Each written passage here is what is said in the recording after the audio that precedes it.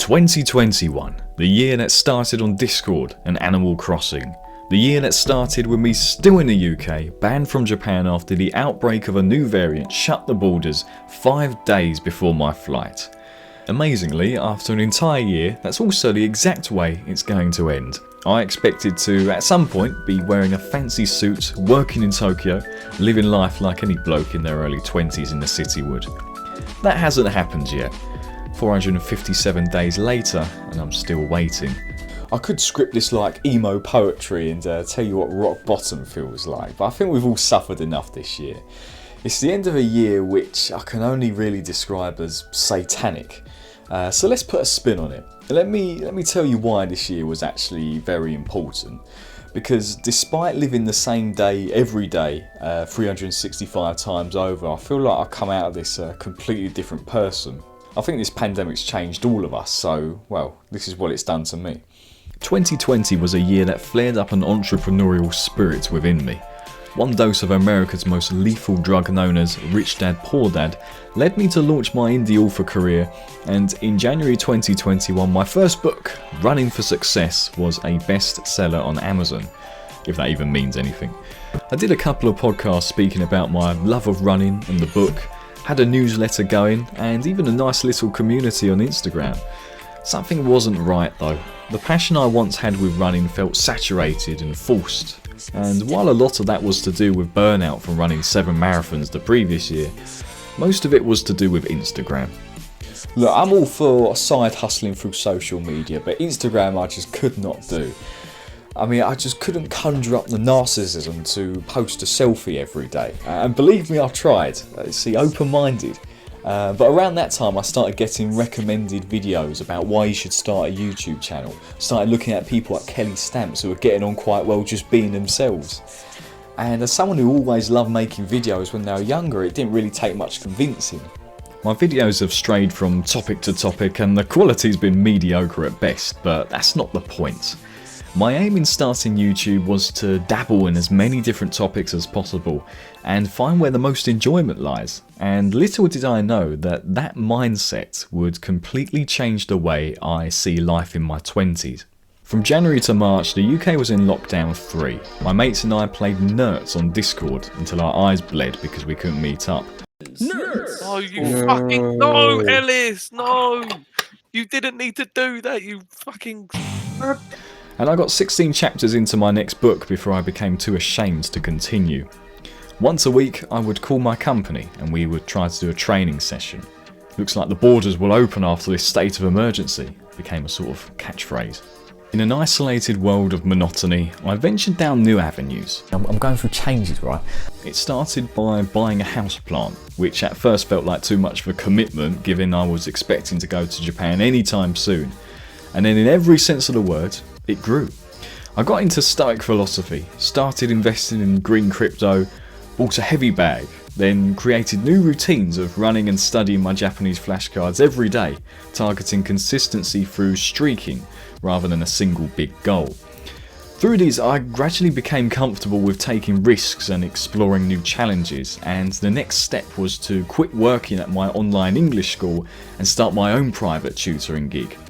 In doing so, I enjoyed teaching once again. I could get to know my students and teach them freely without being bound to a curriculum. It made me feel proud of the money I earned again. Life wasn't happy by any stretch though. Into the summer, and Japan kept extending their travel ban while welcoming 90,000 people at once into the country for their Olympics. A move that proved that when the Japanese government want to let people in, they'll do whatever they can, especially when there's a political advantage in doing so. I got caught up in the anger of Twitter during those days, and it was a time where I learned of how vile social media can be, as well as how distant politicians are from the people they're meant to represent. For my mates and me, we all had our own frustrations that summer. All of us at a crossroads in life. I mean, what are we meant to do? What really is our purpose meant to be? And then the football returned, and it very nearly came home. Go on. Good luck. No!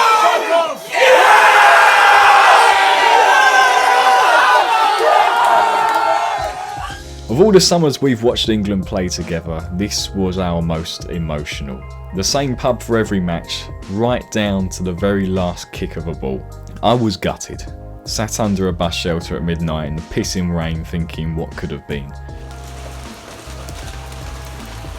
It was so close, so painful, but it brought us all together.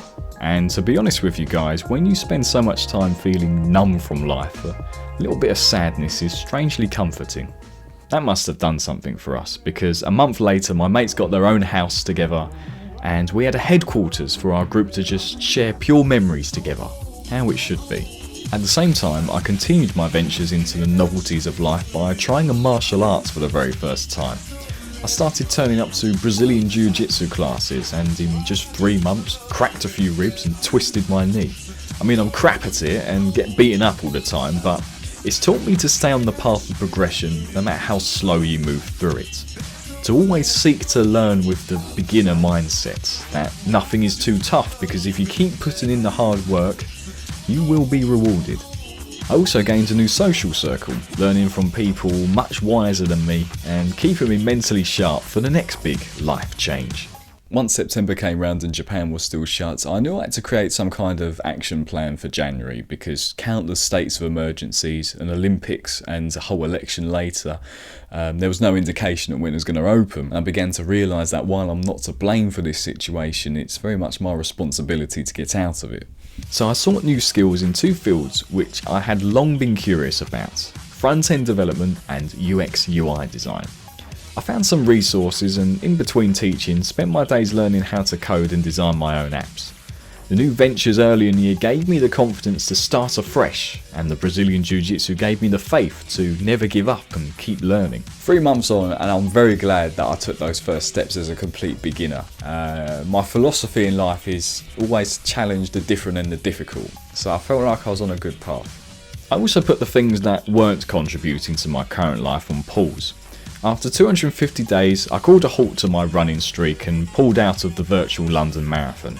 I wasn't ready nor willing, and I can say with full confidence that the day I spent relaxing instead of lugging my body around for 6 hours was one of the best days of this year mentally. I was free from my own self-imposed chains. I also put writing projects on hold for a time when the natural vigour to write returns. The lesson here is that we can still have our passions and they can still be huge parts of our lives, but it's alright and actually a good thing to occasionally take breaks from them. With the running, I never fully recovered from how busy I was last year with all the events, and it got to the point where I was trying to keep up this enthusiastic facade and I was wondering, why am I not enjoying this? Why does it feel like such a chore? Fact of the matter is, running as a passion, as a sport, had fulfilled its role in my life and it's been replaced by other things which are doing me good right now. In this sense, I find passions to be very much like friendships sometimes. They can lose relevancy in your life and they can fade away. But that's not to say that they won't come back around again when the context is right, and they won't come back stronger. It's always a context thing. We're different people throughout our lives and we need different things at different times. I could mention the joy to despair of when Japan opened their borders for 3 weeks, only to shut them again on the day I applied for my visa. Of course, one conclusion from this year is that we're in the exact same position as we started, but I've done many videos on that already and no doubt there'll be more to come. Instead, I want to end on the main lesson learnt, and that is to dabble in life. Try on many hats, be a tourist in this infinite universe we live in, and don't let your ego get in the way of returning to a complete beginner. In BJJ, I get taught amazing things from people half my age because of their different experiences in life. You're never too old to start from scratch, you're never too wise to learn from anyone, nor are you ever locked into a set path. If this pandemic has taught us anything, it's that you can have your whole life planned out, but things you can't control can and will ruin them. Don't see starting over as a curse, but rather a blessing. You've been given an opportunity to break out of your current situation, and it's up to you whether you take it or not. Again, you're not to blame for this situation, but it is your responsibility on how you deal with it. And with that in mind, while 2021 hasn't been my happiest year, it's definitely been one of the most important ones. And especially towards the end of the year, I met a lot of lovely people who are in the same situation, unfortunately, as me. And I just want to thank you guys for continuing to be my mate throughout this ordeal. Whatever happens, 2022, the adventure continues, life continues. This is going to be the year. Thank you so much, guys. Big love to you all, and I'll catch you guys next year. No time to wait, living in the past, boy, wondering what went wrong. You put her first, but she put you last. She only led you on. Let me be the sky that surrounds you, and you can be my star. The only way I ever try to change is to mend your broken heart, baby. Kiss me.